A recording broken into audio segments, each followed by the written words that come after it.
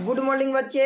आज हम लोग बायोलॉजी का बेसिक क्लास देखेंगे और इसी बेसिक क्लास में हम लोग बेसिक का दो वीडियो बनाएंगे। पहला वीडियो और सेकंड वीडियो, ये दोनों वीडियो में बेसिक पूरा बायोलॉजी खत्म कर दिया जाएगा।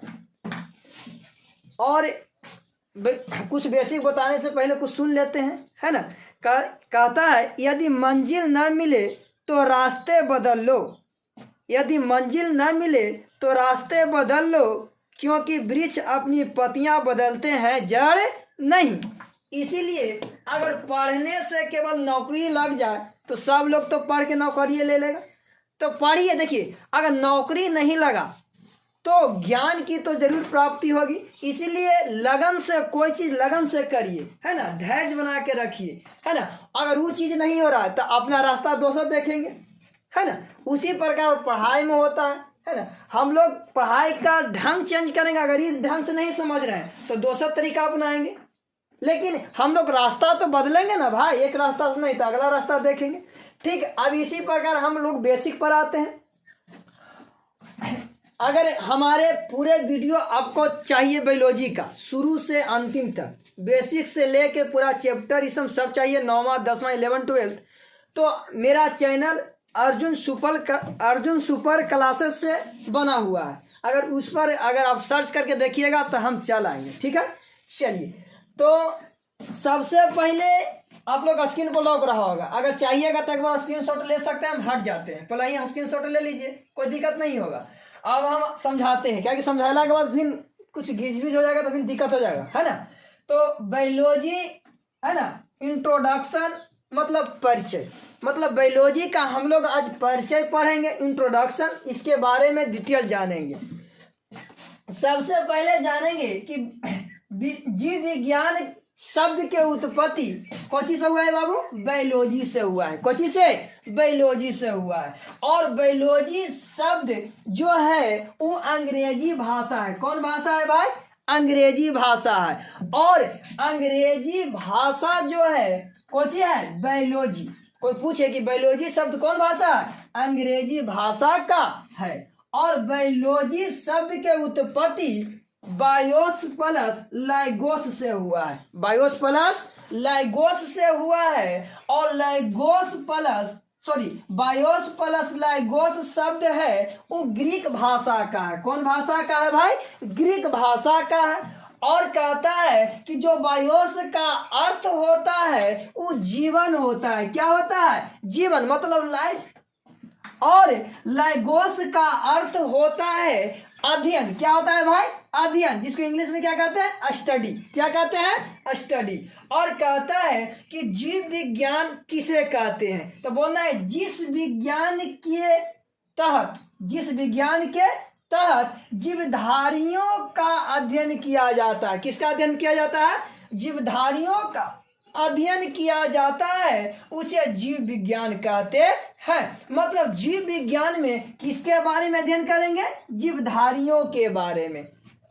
और कहता है कि सर्वप्रथम बायोलॉजी शब्द का प्रयोग 1801 ईस्वी में किया गया था। कितने ईस्वी में भाई?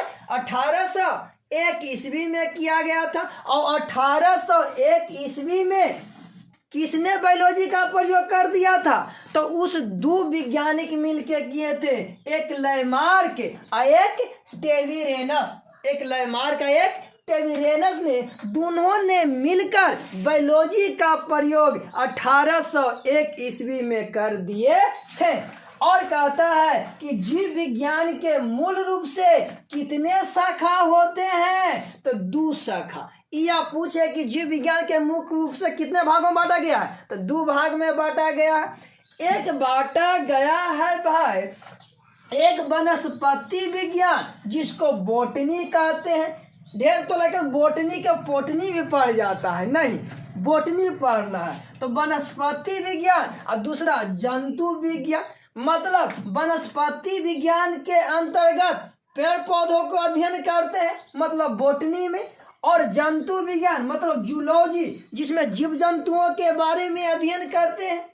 और बाबू बात समझेगा, बोटनी शब्द की उत्पत्ति किस भाषा से हुआ है? ग्रीक भाषा के बैस्किन कुछ बैस्किन शब्द से हुई है और कहता है जिसका अर्थ क्या होता है बाबू? चरना। क्या होता है?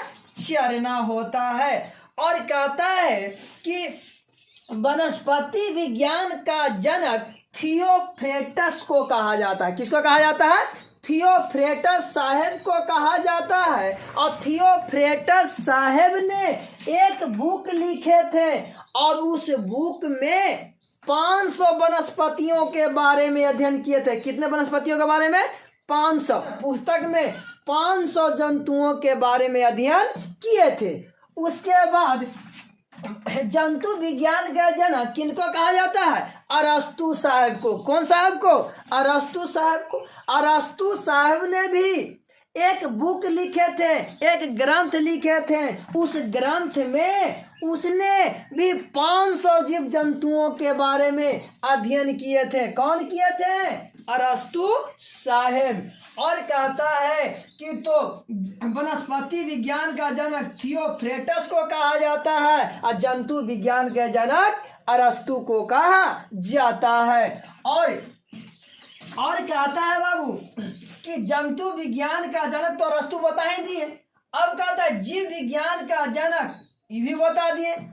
जंतु विज्ञान के जनक भी अरस्तु और जीव विज्ञान के जनक भी अरस्तु साहब को कहा जाता है। और कहता है चिकित्सा विज्ञान का जनक हिपोक्रेटस को कहा जाता है। किसको कहा जाता है? हिपोक्रेटस को कहा जाता है। यह मानव रोगों पर लेख सर्वप्रथम लिखे थे। कौन लिखे थे? हिपोक्रेटस साहब ने।